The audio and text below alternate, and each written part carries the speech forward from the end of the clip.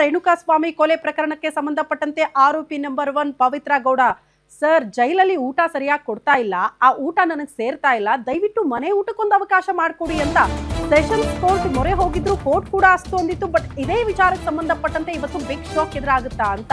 ಪವಿತ್ರ ಗೌಡಗೆ ಮನೆ ಊಟ, ಇಂದಿನಿಂದ ದರ್ಶನ್ ಸ್ನೇಹಿತೆಗೆ ಬಾಡೂಟ ಫಿಕ್ಸಾ?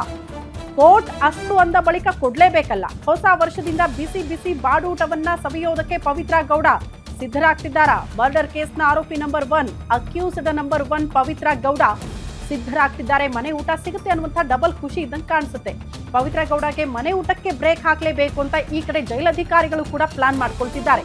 ಹಂಗಾಗಿ ಬಾಡೂಟದ ನಿರೀಕ್ಷೆಯಲ್ಲಿದ್ದ ಪವಿತ್ರಾಗೆ ಇವತ್ತಿನ ಮಟ್ಟಿಗೆ ಬಿಗ್ ಡೇ ಅಂತೆ.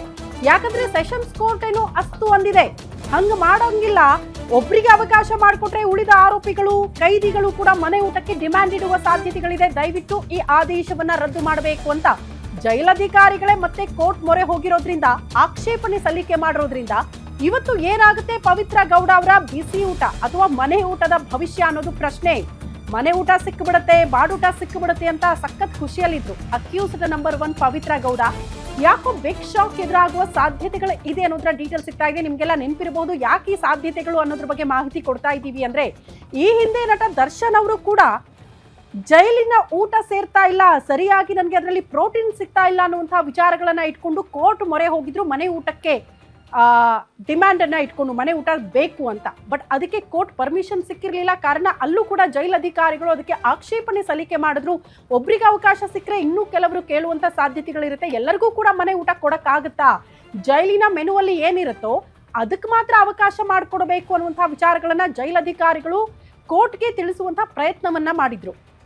ಹಂಗಾಗಿ ಪವಿತ್ರ ಗೌಡ ಅವರ ವಿಚಾರದಲ್ಲೂ ಕೂಡ ಆ ರೀತಿ ಸಾಧ್ಯತೆಗಳು ಕಂಡು ಬರ್ತಾ ಇದೆ. ಮೋಸ್ಟ್ಲಿ ಸೆಷನ್ಸ್ ಕೋರ್ಟ್ ಆದೇಶಕ್ಕೆ ಬ್ರೇಕ್ ಬೀಳುತ್ತಾ ಇವತ್ತು ಅನ್ನೋದು ಪ್ರಶ್ನೆ. ಹಂಗಾಗಿ ಮನೆ ಊಟ ಸಿಗುತ್ತಾ ಸಿಗಲ್ವಾ ಇವತ್ತದು ಡಿಸೈಡ್ ಆಗ್ಬಿಡುತ್ತೆ.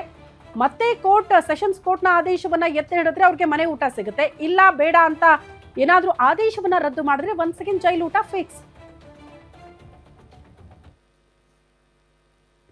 ಈ ಬಗ್ಗೆ ಮತ್ತಷ್ಟು ಡೀಟೇಲ್ಸ್ ಅನ್ನ ಕೊಡ್ತಾ ಹೋಗ್ತಾರೆ ಹಿರಿಯ ಪ್ರತಿನಿಧಿ ಅಜಯ್ ಕುಮಾರ್ ದೂರವಾಣಿ ಸಂಪರ್ಕದಲ್ಲಿದ್ದಾರೆ. ಅಜಯ್, ಈಗ ದರ್ಶನ್ ಅವರ ವಿಚಾರದಲ್ಲಿ ಮನೆ ಊಟಕ್ಕೆ ಕೋರ್ಟ್ ಪರ್ಮಿಷನ್ ಕೊಟ್ಟಿರ್ಲಿಲ್ಲ. ಕಾರಣ ಜೈಲಧಿಕಾರಿಗಳು ಅದನ್ನೇ ಹೇಳಿದ್ರು, ಒಬ್ರಿಗೆ ಅವಕಾಶ ಕೊಟ್ರೆ ಇನ್ನೂ ಕೆಲವರು ಕೇಳ್ಬಿಡ್ತಾರೆ, ಬಹಳ ಕಷ್ಟ ಅದನ್ನ ನಿಭಾಯಿಸೋದು ಅಂತ. ಬಟ್ ಪವಿತ್ರ ಗೌಡ ಅವರ ವಿಚಾರದಲ್ಲಿ ಏನಾಗಬಹುದು ಇವತ್ತಿನ ದಿನಕ್ಕೆ ಅಂತ? ಖಂಡಿತವಾಗ್ಲೂ ಶ್ರುತಿ, ಏನಂದ್ರೆ ಈಗಾಗ್ಲೇ ಏನೋ ಜೈಲಧಿಕಾರಿಗಳು ಈಗಾಗ್ಲೇ SPP ಜೊತೆ ಮಾತನಾಡಿರುವಂತದ್ದು, ಮೇಲ್ಮನವಿ ಸಲ್ಲಿಸೋದಕ್ಕೂ ಕೂಡ ಈಗಾಗ್ಲೇ ಎಲ್ಲಾ ರೀತಿಯಾದಂತ ಸಿದ್ಧತೆಯನ್ನ ಮಾಡ್ಕೊಂಡಿದ್ದಾರೆ. ಇವತ್ತು ಬಹುತೇಕವಾಗಿ ಮೇಲ್ಮನವಿಯನ್ನ ಸಲ್ಲಿಸ್ತಾರೆ. ಯಾಕಂತಂದ್ರೆ ಈಗ ಪ್ರತಿಯೊಬ್ಬರಿಗೂ ಕೂಡ ಊಟವನ್ನ ಎಲ್ಲರೂ ಕೂಡ ಆ ಮನೆಯಿಂದ ತರ್ಸ್ಕೊಳ್ತೀವಿ ಅನ್ನೋ ಮಾತನ್ನು ಕೂಡ ಹೇಳಿದ್ರೆ ಇನ್ನೂ ಕೂಡ ಕಷ್ಟ ಆಗ್ತಾ ಹೋಗತ್ತೆ.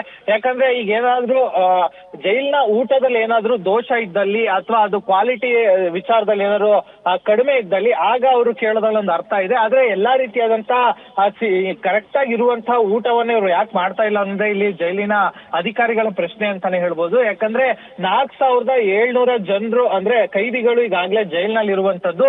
ಅವರೆಲ್ಲರೂ ಕೂಡ ಈಗ ಎಲ್ಲ ರೀತಿಯಾಗಿ ಊಟವನ್ನ ಸೇವಿಸ್ತಿದ್ದಾರೆ, ಆರೋಗ್ಯವಾಗಿದ್ದಾರೆ. ಆದ್ರೆ ಈಗ ಯಾಕೆ ಈ ರೀತಿಯಾಗಿ ಬೇರೆಯವ್ರು ಮಾತ್ರ ಏನು ಅವ್ರಿಗೆ ಮಾತ್ರ ಈಗ ಕೊಟ್ರೆ ಎಲ್ಲರೂ ಕೂಡ ಕೇಳುವಂತ ಸಾಧ್ಯತೆಗಳು ಕೂಡ ಹೆಚ್ಚಿರತ್ತೆ.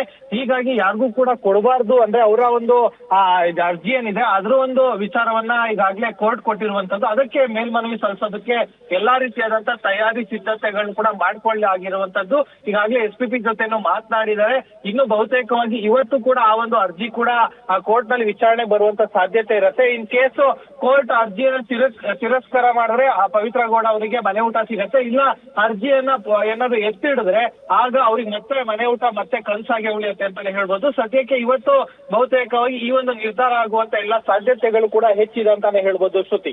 ಓಕೆ ಅಜಯ್, ಧನ್ಯವಾದಗಳು ತಮ್ಮೆಲ್ಲ ಮಾಹಿತಿಗೆ.